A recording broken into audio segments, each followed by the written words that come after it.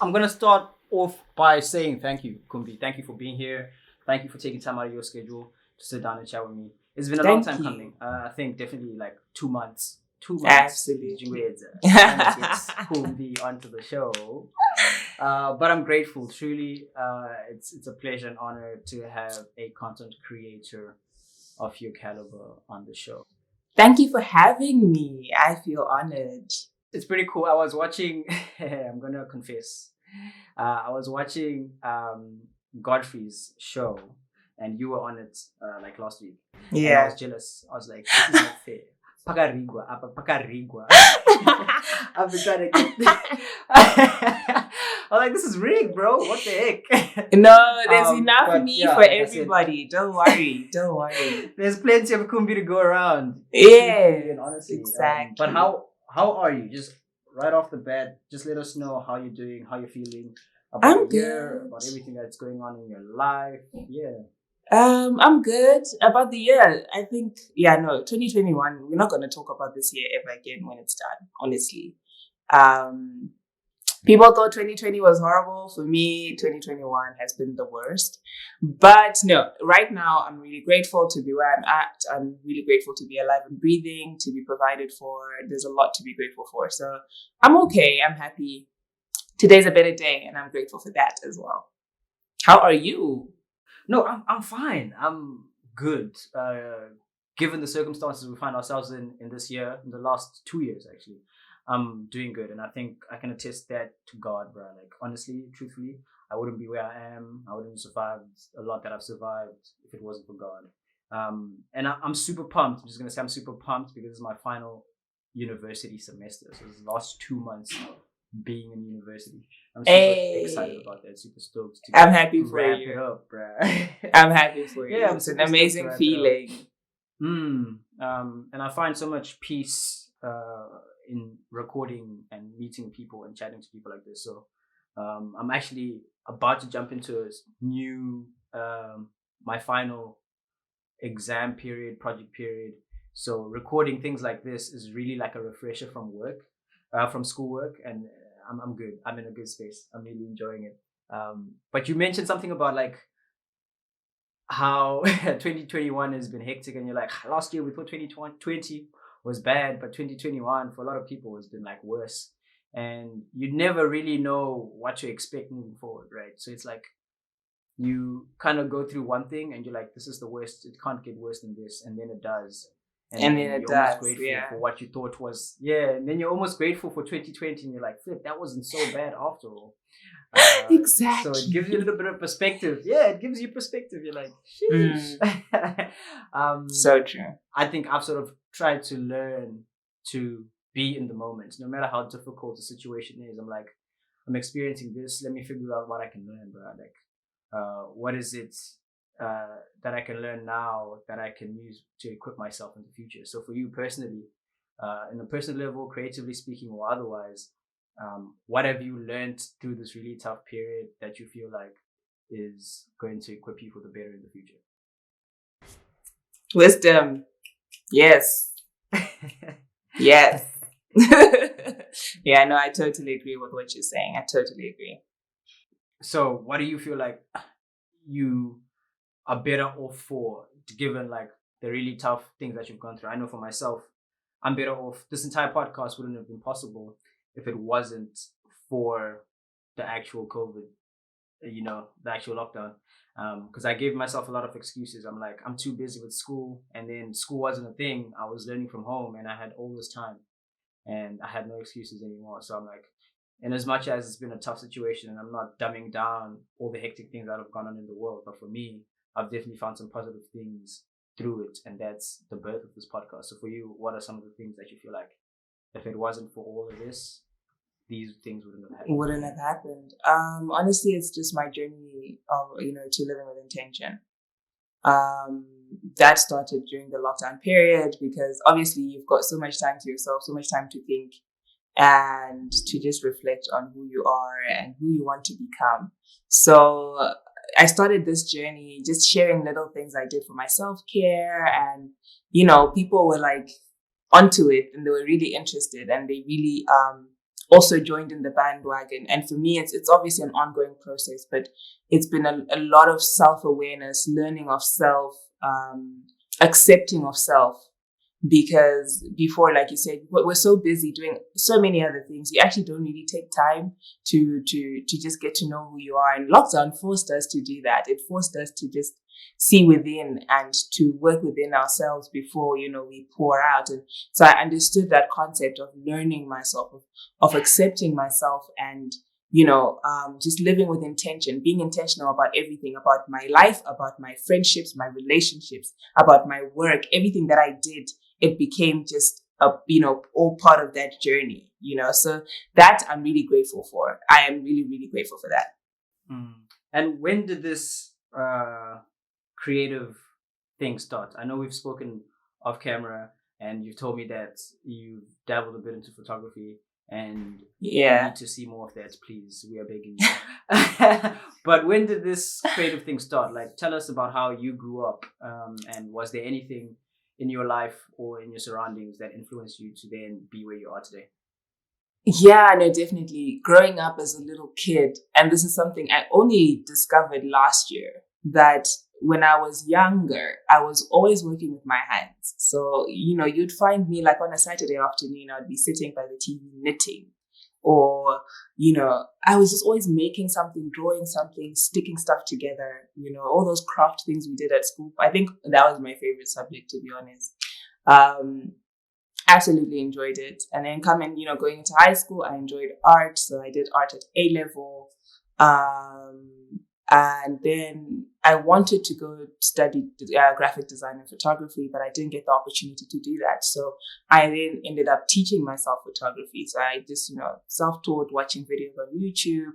And that's when I also started my blog in 2015, because I was such a DIYer. I'm a DIY queen. Like, I would make everything for myself, like makeup products. Trust me, I was making that highlighter for myself because I couldn't afford half the stuff in uni. So yeah, I couldn't afford a lot of stuff, and I wanted to look the part and be the part. So I was like, okay, you know what, let's see if we can find the materials cheap. Let's make the stuff ourselves. And it just became a thing where I was just always making stuff. And a lot of people, on campus would be like, oh my gosh, where did you get this? How did you do this? And I was like, I did it myself. I made it myself. And, that's how my DIY blog started. So that was in 2015. And my first project I remember was a headboard. I made a headboard in my bed for my bedroom. And well, I had help because obviously the drilling and stuff, I didn't really know, but the whole idea, bringing it together, it was me. And that was my first project. And then that's just how, the blog started. And the blog then turned into my YouTube channel, where I just share bits and bobs of my life. It's just a journey. And, I wouldn't say I niched down to one particular thing. I'm not just a DIY blogger. I moved away from that because I had so much more to tell and so much more to share. So that's where it started. So photography also started around the same time, around 2014, 2015. I would do some shoots on campus, so most of them were actually free shoots, and then some were paid. Whoa. And then Okay. I didn't know any better. I did not know any better. I did not know I could monetize my skill. But no, it was fun. I don't regret it at all. I don't regret it. I did learn a lot of stuff, and it was just a lovely, lovely experience, just discovering what I can do, discovering self. I think, that's what it was. It was discovering myself and discovering my voice and the place that I could have on the internet. I really wish I could have started my YouTube channel sooner, but fear got the best of me and I didn't. I only started it in 2018. But had I started it in 2015, I'm pretty sure I would have been doing way, way better than where I'm at now. Although I'm still grateful. But yeah, that's been my journey so far. I love it. It's beautiful, and there's so much there I could tap into and ask about, and we could focus on.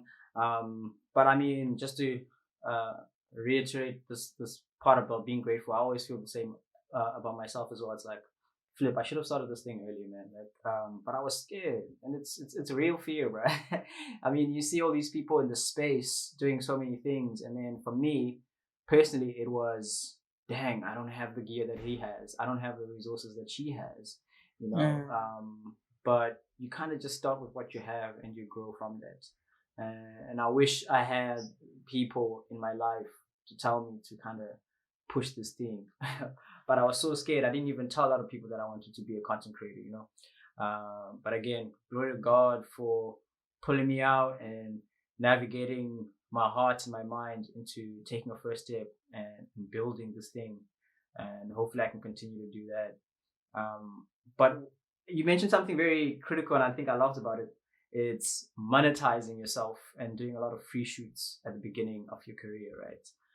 How do you feel about that now? Are you still someone who does free shoots just for just, or you feel like you're at a point now where you've realized the potential that this thing has, and you're telling me about buying a new camera, you know? So it's like you just don't, cameras don't fall from the sky. You invest into this thing, and then you just go out and you shoot for free. Like, what is your perception on monetizing as content creators now?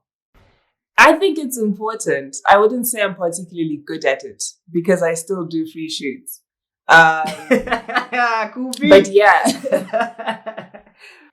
I know.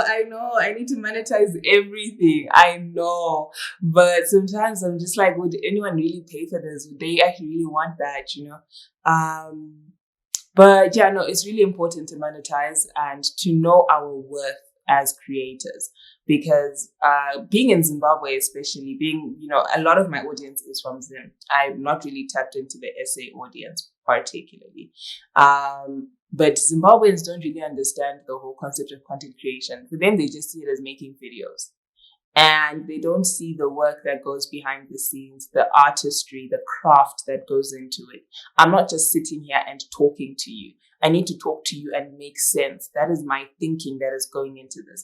And what I'm saying to you, if it's educational, is going to help you at some point in your life. That's value. I'm adding value to your life. So, people don't really understand the concept of pay for that value. You're going to pay for a book. Why aren't you going to pay for someone's video? There's financial investment. Why aren't you going to pay for someone? Gear. Yeah.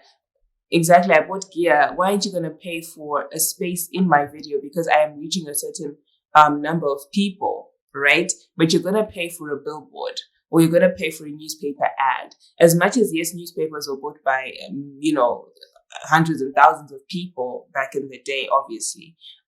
Me reaching 1,000 people, I'm reaching 1,000 people who are influenced or who are going to listen and care about what I say, which means chances are 90% of the time, they will actually consider getting your product. So pay me for that.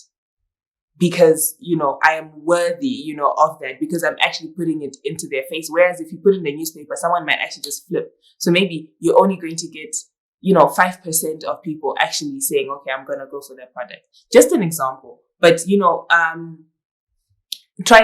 still trying to tap into that, into that space in Zim, and to let people know that, it's worth it. It's worth it to pay a content creator who is taking photographs, because there's a way that they're going to photograph your product or your service or whatever it is. They're going to capture it in a certain way that is very different to how you would as a business person. Right? Because they're bringing in their creativity into it.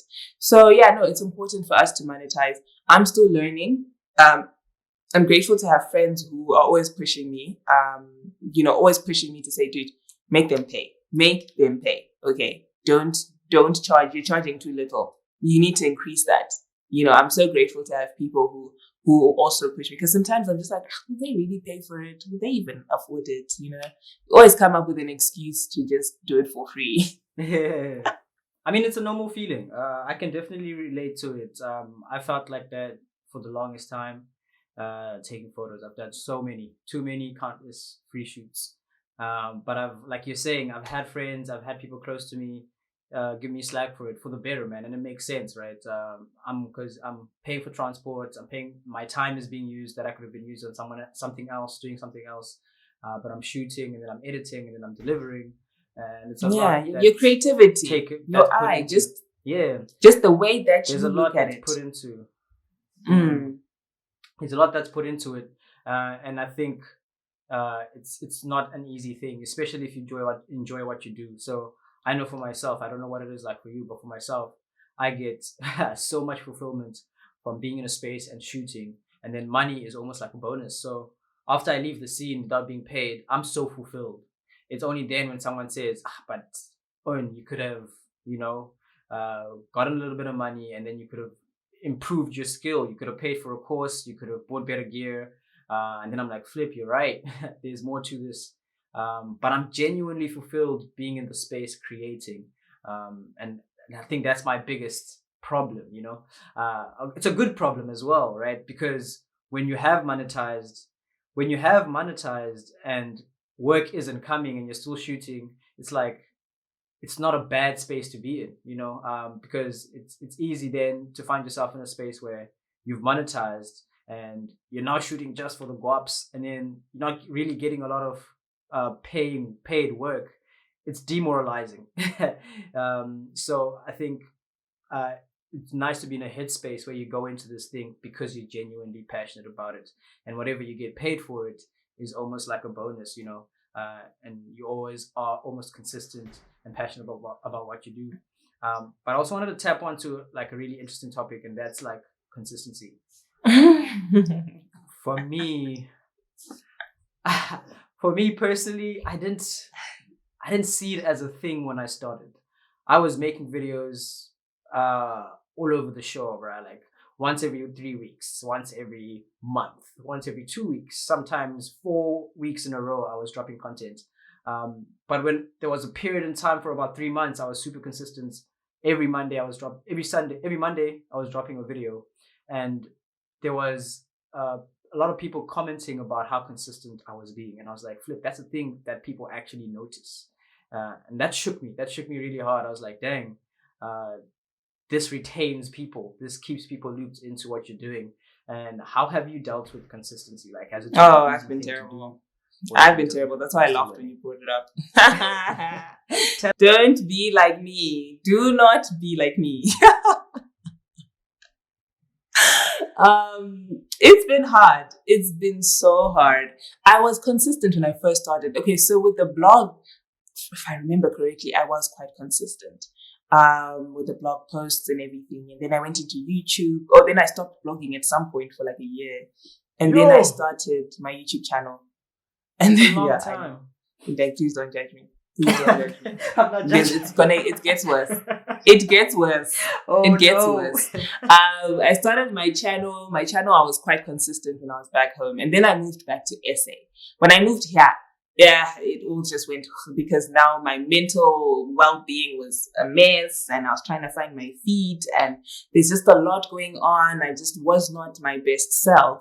And so creating content was just really difficult. So 2019, I was the most inconsistent Han. I was inconsistent. Shame, I'm sorry. And then 2020, I tried to get back on the... But, it's always like I get back and then I fall off. I get back and I fall off. And it's been like that, to date. Right now, I've been consistent for the past month. I was consistent in July. And then August, I kind of fell off for like 2 weeks. And then I came back in September. I've been consistent. And I see the difference that it makes on my channel. I see how the numbers have dwindled. And now I have to work extra hard to get back up again. So, it's so sometimes it's discouraging. And it's now you're kind of like, I was inconsistent. That's why the numbers are not great. But I have to keep going in order for me to get the numbers going again. But then people are not watching. So should I really continue? Because, people are not, it's a lot of like mental fighting, just trying to be consistent. And, when they say consistency is key, it's so true. Because like you're saying, I also noticed that when I am consistent, there are certain people who will keep coming back and, just showing up, watching and, enjoying the content. But if you stop being consistent, they forget about you. You're kind of out of sight. Because there's so much content being released at any given point in time, right? So yes, the gap you filled as a content creator in their life, in their heads, is easily replaced by the next content creator if you miss the consistency. If you don't post on a Monday, they're like, okay, Flip, now what? Then they look for the next video. You know what I mean? What you're saying makes sense. Literally, yeah. And there's some people who even say, oh my gosh, today's Sunday, my faves are posting today, and then they'll tag me and a couple other creators. So they're expecting that on Sunday, I'm going to have videos to watch probably for a good hour where I have people who are posting on Sunday. So if you remove your video, that's like 20 minutes, now it's down to 40 minutes of the entertainment. And you're just like, you're disappointing me. Yeah, but consistency in everything. I mean, I'm just speaking in terms of YouTube. In everything that you're doing, even if it comes to like photography, being consistent in learning, in just doing it all over and over again, because the more you do it, the better you get at it as well. So it's consistency in terms of, yes, people watching and liking your content, but it's even in you getting better. Practice makes perfect. That is absolutely true. The way that I edited a month ago is not the way my edits are going now. But if I take a break for 2 months, I'm definitely going to forget some of those things, some of the little things that are coming to me naturally. So editing that used to take me 4 hours is now down to 2 hours because I've been consistent with it and I keep practicing. So it's important to just be consistent with your craft, no matter what it is, because the more you do it, the better you become at it. And I've seen that. Thank you for coming to my TED Talk.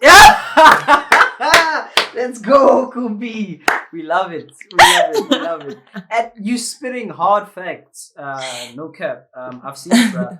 I had someone come to me recently. They hit me up on Facebook and they're like, yo, I've seen you doing this photography thing.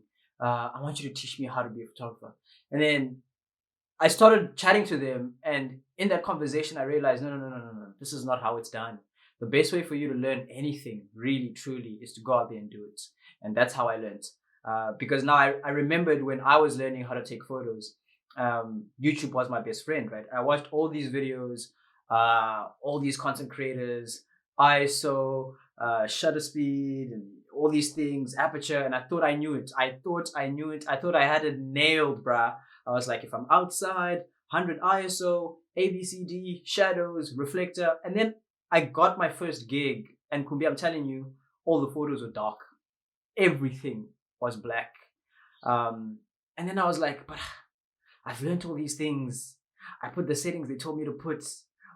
Where am I getting it wrong? And it, you know what I mean? And then it was the second, third, fourth, and only maybe the fifth or sixth time trying shooting did I realize, flip, it's about the situation you're in at the time. There's no formula to creativity. There's no formula to art. There's no formula to making YouTube videos. You're kind of in the space, in the moment. That's an amazing example, yeah. Then you create. Yeah, I like the way you put it. Yeah. Then you create, bruh. You don't there's no perfect, exactly. Yeah, there's no formula. There's no definition to it. I've seen people do crazy things with lighting. I've seen people do crazy things with shutter speed. And they defy the so-called laws that are put into place generally just to help us learn the concept. But you create, you do what you do with what you have in that space. So I really back your TED Talk, and I think you should do a part 2 on that. And just being consistent, going out there and doing it some more. No, for real, you're spitting facts, bro. Going out there and doing it some more. There's no better way to learn, and there's no better way to be better at what you're doing. Concept about putting a certain amount of hours, I think it's like 10,000 hours into something for you to really know what it is that you're doing. And if you're not putting in the time, then you're not going to get anything out of it, truthfully and honestly. So I back what you're saying. I do back what you're saying. The next thing I want to ask you about is figuring out who you are as a creative. Is that still a process, or you sort of have an idea of the content you want to make and who you are as a person and how you want to reflect that through the content that you make? So you talk about taking a break from the blog, taking a break from YouTube once in a while. That's all a process. And I feel like that's all fine. I think that's okay. You don't want to be in a space where you're creating content for the sake of creating content because there's a following. Truthfully and honestly, sorry to the following that you've built, but you're also a human being with a mind and a heart that needs to be taken care of. So if you're not in a good space, if you're not happy with what you're making, take time out, figure things out.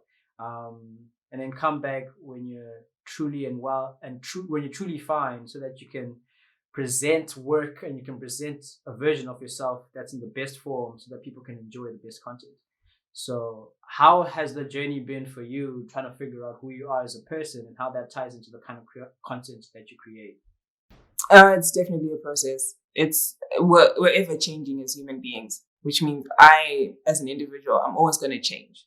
The person that you knew 5 years ago is definitely actually not who I am today. And that goes with my content creating as well, because for me, and that's why I don't like to niche myself and to niche down into one little box, because I'm just sharing my journey of life. That's what it is. It's sharing my journey of life. So the different facets of life. Right now, I'm in that space where adulting is hard, and I'm going to share that. I'm going to share what I'm learning, how I'm navigating adulthood, because that's the stage I'm at and that's the content I'm creating. So that's just a personal thing. I don't want to niche down particularly to one little thing, like, okay, all we're doing here is DIY. And I'm just going to teach you stuff, because there's more to me, and I would want to share certain, other parts of who I am. So it's definitely a process. It's definitely ever changing, but nothing ever stays the same in anything. Photography years ago is not photography today. Technology years ago is not what technology looks like today. Everything is always going to change. So I would be very worried if a creative says, "Yeah, no, I remain the same." I would be very, very worried, because it's concerning, because life is changing. We are changing. Our environments are changing. And because of that, even the way we create will always change as well. What we find important is going to change. What the story we want to tell will change. It's never going to be the same. I don't know if that answers you. No, I hope it does. That sounded like another TED talk. I thought you were just going to keep going and going and going. I enjoyed that. Yeah. You're spitting facts as well. It makes sense. Only one thing is constant, I feel, and that's God and who He is, right? And I think everything else has potential to change, either for the better or for the worst. And our hope, I guess, as human beings, is just try to change for the better. So that's a fascinating topic, because I do feel like I've always looked at myself as wanting to reach a certain point in my creativity and what I can do. And then I'm like, no, but that's not enough. Because if you aim for something, nothing wrong with aiming for something, but if you aim for something and you get there and then you relax, I feel like there's something wrong there. And I felt that a lot of the times being a photographer, making YouTube videos, I felt like, okay, that's and like, I'm okay now. There's no need to grow. There's no need to learn anymore. But everything else around me is changing. So the way people consume content is changing. The way people take photos is changing. And if I'm stuck in a level that I reached in 2015, and all these other things are happening around me, all these other platforms are available for me to make content, and I'm not doing that because I'm on Instagram and I've reached the peak on Instagram, then I'm not growing and I'm not learning and I'm not being better as a content creator, and I'm not serving the purpose that I need to serve as a content creator. So I dig that. I dig that a lot. It's a constant process. I would love to know where you draw your inspiration from. And you say that you haven't niched yourself. You haven't put yourself in a little box. You almost put your eggs in many different baskets, right? So into blogging, into doing this photography, into doing video and YouTube. You're into doing a lot of different things, creatively speaking. But where do you draw your inspiration from?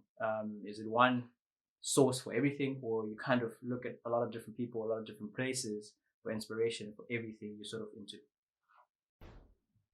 I think the latter. It's from a lot of different spaces, a lot of different experiences, a lot of different people,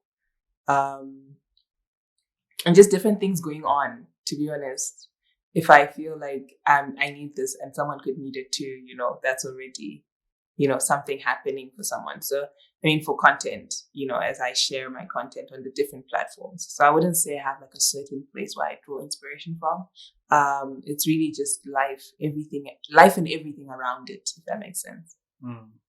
It does make sense. It makes a lot of sense.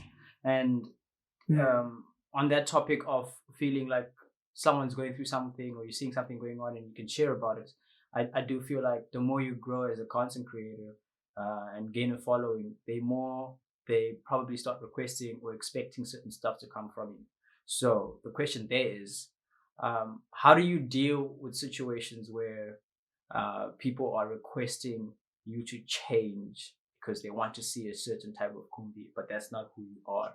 And I think you've seen it. We've all seen it in content creators who start small, especially musicians, because that we see that a lot. Who start small and genuine and good, but the more they grow, they change. And you're like, flip, I miss so and so's music from 10 years ago. That was the real so and so. But now they've kind of conformed because the world demands that. You don't make money if you don't make a certain type of if you don't conform. So it's like, because it if becomes you don't about the conform, money. exactly, it becomes about the money, right? So how do you feel now, gaining a following and you're continuing to grow? Now for people to start coming at you and be like, yo, we feel like you should try doing this kind of content, and you're like, but that's not me. How will you deal with that? Or have you seen or started to feel like that's coming your way? I'll be very honest, I haven't, not yet. I don't have people asking me to change or to, yes, they'll have requests for certain types of content, but it's always in line with who I am and what I do. I haven't had any situation where people are, asking for too much, where people are, expectant of me. Like they where people become entitled to me and to my content. I don't think I've really experienced that yet. Again, maybe because I'm not as big yet. So I do see it happening with other content creators where people become entitled to them, to their lives, to everything in between. I don't post, like, for example, I don't post my relationships online. Like, if I'm in a relationship, no one ever knows if I am. If I am, now they know I am, but they don't know who it is, And I've had people ask, can you please post a vlog with Bay? And I'm like, no, I'm not going to. And they respect it. They respect that that's a part of my life I'm not sharing. So, I don't think I've really experienced where people expect me to change yet. However, I'm not writing it off to say it will never happen. But when it does, I'll figure it out when it happens. And that's a good response. I love that. I'll figure it out when it happens, because too many times in a lot of different situations, it's very easy to be like, when I get Kokandai, I'm going to be like this, like that. And then when you're in the situation, you're like, snap, it's not what you anticipated it to be. So that's a very dope way to kind of deal with it. It's like, okay, fine, right now it's not happening and it's cool. Let's kind of deal with what's going on now. And when we do get to that point, if it at all happens, we'll deal with it when we get there. And I love also this separation of content creation and your personal life. Like, you are still a human with a life, and you can only give away so much of yourself. I've seen so many people get wrecked by the internet for having a content life that's their life, like their entire life. It's a huge risk. It's a huge risk taking that, especially when you start including people who aren't even in the creative space. So your parents, your siblings, people you're in relationships with, your friends. Like, you can take it, maybe you're used to being in front of the camera, but when you start including other people as well and they start getting bashed, God forbid that ever happens, it's not easy, right? So I love that separation of saying, this is a platform for making content. I will share about myself, but to an extent, and kind of asserting that drive towards the people who follow you, and then they know, when we're going on this channel, this is what we're expecting. This is what we're getting. More, Exactly. Exactly. Yeah. Exactly. And that's dope for you to be able to speak about that and talk about that and let people know who you are. That's almost kind of defining who you are and alerting people of what to expect when they follow you. But speaking about growth as well, and continuing to grow and seeing you grow, which I'm excited for. What is your ultimate goal? Like, do you have one specific goal that you have in terms of growing as a content creator, growing as an individual? What is the goal? I want to be known as the content creator who, became, who was authentically herself, and she served her purpose and she served us. That makes sense. So everything that I do, I want to add value. At any point, I'm adding value in terms of, how to live better, how to do things in a certain way. Whatever I'm doing, I'm sharing value in one way or another. And I want to be known, as that person who she changed my life, she changed my life. In her living her purpose, she changed my life and she served me, or she served us. That's what I want to be known as online. That's all.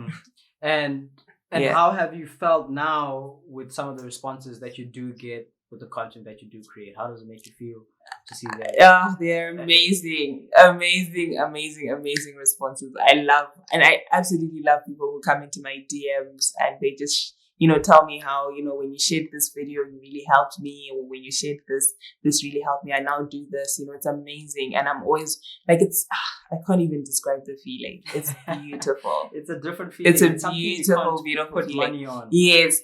And I'm so grateful that I also feel like with the way I don't have too many followers, it allows me to have create relationships with the people who do follow me, to actually be able to respond to them, to talk to them, to have a bit of a conversation, I think that's one of the pros of not being so big, because I can't imagine if you have 100,000 followers and you have, and 200 people in your DMs. People sending you DMs. It's a lot, and now you have to extend yourself to all these people. You can't. It becomes less authentic, So I'm really, the response from my tribe, my community has been amazing, and I really, really appreciate them. That is a beautiful thing. That is a beautiful thing indeed, especially you taking time out to build personal relationships with them. It's not something that's easy. It doesn't matter if you've got a huge following or if you've got a small following. Just taking time out of what you are doing to respond to someone's message. And it's crazy because you're not obligated to. So it's a conscious decision that you make, time that you set aside to do that. And that's huge. That's huge. It's a good thing that you're doing. And I pray that God can definitely continue to bless you for that. Honestly, truthfully. But you've been in the game a hot minute now. You're talking about 2014, 2015, being creative, or even in high school and primary school and doing arts and joint and knit. Throughout that whole period of time, what has been the biggest lesson you've learned about life, maybe in general, or creatively specifically? Like, what's the one, or it doesn't have to be one lesson actually, but just like, what have you learned and you're like, snap, this is real. This is real. I know for me, it's been the concept of that I'm my biggest critic almost.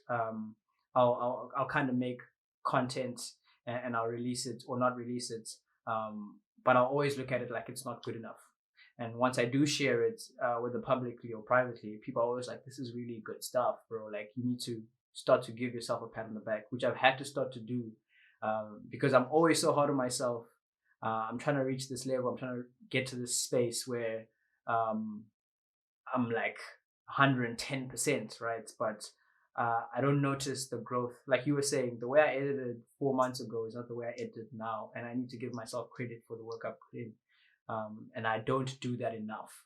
And that's been a big, big lesson for me, being in a creative space. So what are some of the things you've learned? Comparison is the thief of all joy. Yo. And I find myself comparing myself to people who are in the same industry, who do the same stuff I do, and that is always going to steal my joy. And it's important to be intentional about the kind of content you are taking in as well as a content creator. When you see that person, are you genuinely happy for them or are you jealous of them? And if you find yourself having any negative emotion, please remove them from your space, because they're not doing anything wrong. That is a you problem. That is not a them problem. So I'm very intentional about the people I do follow on social media. I'm intentional about the content that I do take in, because I don't want to start feeling less than. And it's so hard. It's so hard when you see someone looks like they're not putting as much effort as you're putting in, but they're getting more views or more whatever. And you get really upset, like, wow, do they know how much effort I'm putting into my work and they're not appreciating it? Start comparing yourself. Comparison is the thief of all joy. Do not, if you feel any negative energy coming, please remove them from your space. And it doesn't matter. It's okay. It's not, it's what's the word? It's not offensive, because chances are they probably won't even notice. But the effect that it has on you is way worse than the effect it has on them. Them losing one follower is nothing. But for you to keep following and to keep watching and to keep taking it in and being jealous and feeling like you're less than, you're doing yourself a disservice. So that's been the biggest thing. And, with creativity, there's no cap. There's no, this is the best and this is the worst. Everyone is allowed to express themselves however, in whatever way they want, whichever way they want. Someone is going to appreciate it. It might not be you, but it doesn't mean that, they're not being creative or they're less than. So there's no cap on creativity. There's no best and worst, as much as the world has sort of set that up. Honestly, if someone is just expressing themselves, allow them to express themselves. So remove yourself from anything where you think you're worse or you're whatever. Remove yourself from it. Yeah. That is so lit. That is so lit at the back. Still am trying to deal with that process of comparison. It's the reason why I took so long as well to hop into the space, right? It's like, but so and so is doing this. I could never, and like you're saying, it's a disservice because I'm in my thoughts and this person is having a good time making content. Yeah, they're doing good thing. Right? They don't even care about what you're thinking. I'm like, but they don't even know you. Yeah, bro. They don't even know I exist, bro. So they don't even know you. Yeah. It's not worth it. And what you said, it's the first time I'm hearing it, but I think it's a good piece of advice. Don't follow them. You don't need to follow them. And like you're saying, they probably won't even realize losing one follower or the amount of damage that it does to you. And again, it's not saying they're not a good content creator, but it's wrecking you. It's wrecking you from the inside. And it's unhealthy to do that. So it's definitely a process of working as well on yourself and how you look at your content against others. But as you work on that, I think in the meantime, definitely be sure of who you follow. Make sure you aren't putting yourself in a situation where you detest someone because they are just doing what they do. Hey, that's not right. But it's a real thing. It's a real thing. I was in a conversation with a friend. Yeah, I was in a conversation with a friend, and they were saying they saw someone they went to primary school with start a business, and it hurt them. It hurt them hard. He's like, I'm trying to get through this degree, but I'm out of a business. And then he's like, but that was a realization for me that I need to work on myself. That's not them, bro. Because we were then talking about the concept, Yakuti, why is it that we have the social media thing, but the only time we ever chat is when someone's done something bad. You really want to get into the group chat and be like, but when someone does something good, we're never in there like, oh, Flip, have you seen what Kumbi's done? She's reached this milestone. She's started this business, and we chat about it. Yeah, that's amazing. We never do that. And then that's when he ended up saying, I saw this person doing this thing and it hurt me when I saw them doing this thing. So I don't know what the world has done to us or the content that we consume, the way society has kind of drilled us to not shine light on people's successes. We only kind of want to shine light when we potentially have something to benefit. I've seen it when I've reached out to people when I started. It's not even 2 years since I started this thing, but I reached out to people at the beginning, and then they almost were like, what do I have to benefit? They didn't say that, but you can kind of get the energy. This person's like, you have nothing to show for what you've done. Why should I be on your podcast? A year later, the same people have been back and they've been like, Flip, I want in. Can we schedule something? Which is an interesting dynamic. But someone helped me understand, Kuti, as well, that it's not a bad thing. Sometimes they really genuinely can't see what they can get out of it. And I've had to learn to put myself in their shoes. If I was someone who had a lot on my plate and I was doing a lot and someone came to me and they asked for something, I mean, it's a hectic situation. I don't know. What do you feel about that? How do you feel about being in a space where you want help with something, but because you're really small, no one's really giving you attention? And once you do blow up, they're all up in your space. How do you feel about that? I don't know, eh? I've never really experienced it. I've always been in my own lane, doing my own thing, chick, all the time. I just own lane, do my thing. Whoever is about it will come to me. I don't know if that's like, I don't know how that comes out, but yeah, I've never really reached out to people. Yeah, I think also for me, it was just my journey has always just been about me. Like collaborations is something I started later on when I had actually established, a name for myself. Then I was Tete Humba. But honestly, it was I just did my own thing. I just did my own blog. I, shared my content on the different platforms just by myself, doing my own thing. And then that's when I moved back home, that's when I had photographers reaching out to me, wanting to do like creative shoots with me and stuff like that. But I never actually reached out to anyone and said, please, can we work together? It's always been people coming to me. So I'm blessed. I'm blessed to have never experienced that. And how do you feel about collaborations in general? What's your perspective? What's your take on collaborations? Oh, I love them. I absolutely love, different energy, as long as it's good energy. But it's two minds coming together. It's two people coming together. Not even looking at how it benefits each one of us, because obviously you're now reaching a wider audience. But it's just sharing ideas, sharing concepts, sharing creativity, and it just opens you up to their world. So I'm pro collaborations. Anytime, most of the people who've come to me asking to collab, I've said yes. And I don't really look at how is it going to benefit me, or are you riding on my following and whatever. It's not about that. It's just two minds coming together and sharing ideas, having conversations, and opening our minds up to something totally different as well. So yeah, I'm pro collaborations. And I think that's the benefit in it for me. It's those two minds coming together and getting a different perspective. It's crazy how, and I've said this a couple times now, it's crazy how you can give two photographers the same gear, how you can give two painters the same paint and paintbrushes and the same canvas, how you can give, two bloggers the same platform to post something, the same English, right? And then you get something so different every time. Two different perspectives. Exactly. You give them the same model, same space, same time, and it's like, no way. Different eye, different mind, different feeling, different eye, soul, different movement. When you're painting, different stroke. It's different people, the way they grew up and what they've learned, their ideologies and what they believe in. It's so different, and it all compounds into creating a piece of work that's completely unique. Never again can it be created, and never again can they create it as well exactly the way it is, which is what makes art so priceless and unique.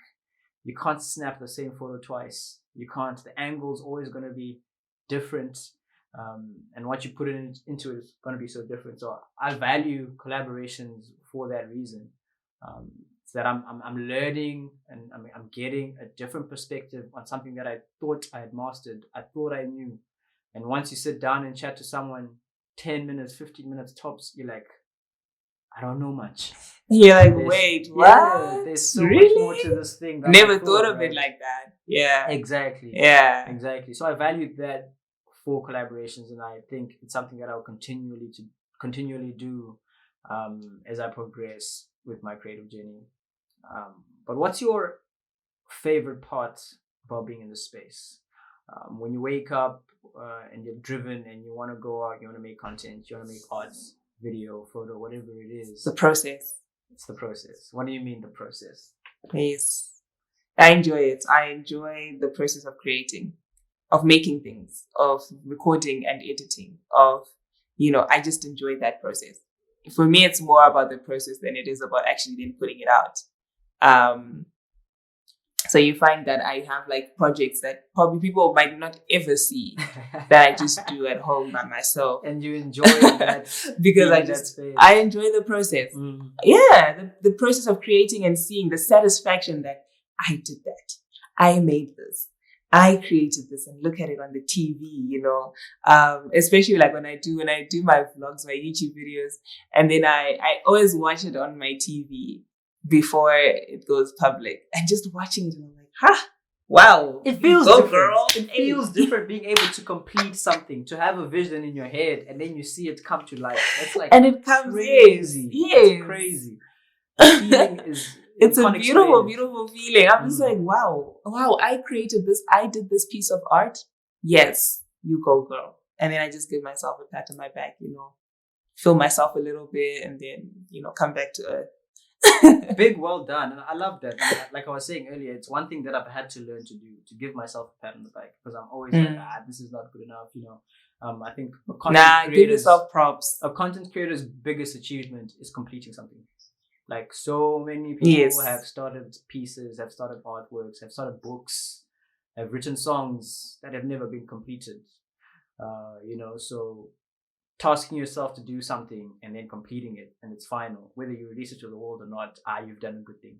You've definitely done a good thing, and for you in the entire journey that you had thus far, what has been your proudest moment? What's the one thing that you look at and you're like, this is what I'm definitely proud of so far? Oh, I don't know. I think this year, when I won Vlog of the Year for the Zim Blog Awards, and I had no idea I'd even been nominated. That is funny.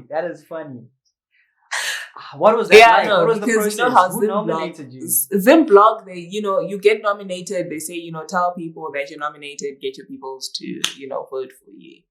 Which is fair, fair and fine. So that's what they did last year. So yeah, last year I think I won beauty vlogger or something like that of the year. But this year I won Vlog of the Year, and I had no idea I'd even been nominated. So someone is sending me a message and they're like, congratulations. I'm like, for what? And she sends me a screenshot. I'm like, huh? She's like, no, Zimblog, you, and I'm like, sis, I have no idea. How does that happen? But just who nominated you? Who I have voting for you? I still don't know. I still don't know. But for me, it's just that idea that people are watching. People are watching and they are enjoying it and they see you. I am being seen. That was like you're doing well, babes. Like, even with your inconsistency, you're still seen. You go, girl. So yeah, that is one of the proud moments. I don't know if it's the proudest moment, but it's the proud moment that I can think of right now. Yeah, there's definitely tons. There's definitely tons of proud moments. I know for myself, realizing how to edit on Lightroom, when I really thought like, okay, now I've got a hang. I was proud. I was happy. It's daunting jumping into any kind of editing software. Oh my goodness, Brian! You see all these things. So for I hear you. No, small I totally things like get that happen in the background. Just learning how to edit, knowing how to cut and then stitch together and then speed ramp. Dude, it's a different kind of feeling. So, and I think throughout your journey, there's definitely multiple moments that you're definitely proud of, happy about. I think if you were definitely to sit down and look at them and write them down, you'd fill up a page or two with how many proud moments you've got. So it's a beautiful thing. But congrats as well for what you've been able to achieve, especially with the Blogger Awards. It's nothing small. You're right. Like I'm saying, someone nominated you out there, and someone somewhere out there was voting. They hit the vote button, they saw your name, they saw your picture, and they clicked on it, which is huge, which means you're making an impact. And I just encourage you to continue to grow, to continue to do what you're doing, and the world is your oyster, truthfully and honestly. What is it that you wish you knew about all of this before you went into it? So you mentioned something about adulting. I know you've started your own business and you're self-employed now. I know you are into creativity, photography, and video, all these things, maybe individually or collectively. What do you wish you knew? What do you wish someone told you or warned you about before you jumped into all of this? I think warned me. I don't think. I wish someone had just told me to start. I wish someone had just said, just do it. Just start. Don't be scared. Just do Nike it. said, Nike told you, but you didn't. Just. Yeah. Well, I think I refused to listen, but I wish someone had just said, just do it. in a lot of things. I have many regrets, especially when it comes to YouTube. I have so many regrets. I know for a fact that if I had started back then, I would be here, I would be up there, in that space. And I wish I had the gear, I had the tripod, I had the camera. Why didn't I? Why didn't I? I could have. I didn't. So if someone had just told me to just start, and that's what I tell people who want to go into content creation, whatever it is. And people say, you need capital, you need this. No, you don't. You actually don't. I had a shoe business in 2018. I started that business with one pair of shoes that I made. And then someone bought me 3 more pairs. And that's how I started my business. By the end of the first month, I had 100 orders. Dang. What? So what? So it's really just, sometimes it actually just is just start. Like, just go for it, just start with whatever you can, and you grow from there. Yeah, and I think the beautiful thing there, what you mentioned, is now you get to tell people the same thing. You had no one to tell you then, and you've learned from it. I'm sure people did tell me. I just didn't listen, to be honest. I'm sure they told me. I just didn't listen. I just let fear just take over. I think you won't eat until you start. Record it. Don't record that video. Sit down and record it. Sit down and record it. Yeah. But I think it's dope. We all experience things differently in different times. But I think it's always like, okay, then what did I learn? And how can I help people moving forward with what I've learned? And you're like, I've learned that. You need to jump into this thing. You need to just do it. So I think it's dope that, and as much as you regret a lot and it's not the best memory, it's something that you can use to impact someone's life positively. And I pray that you can hold on to that, and a lot of people can be helped by that as well. But again, it's been fantastic. It's been a fantastic chat. Thank you. It's been fun. Thank you for having me. It was worth the wait, for sure. It's been a pleasure. Definitely. It's been amazing. Thank you so much for having me. I really appreciate it. And I wish you all the best in your creative journey.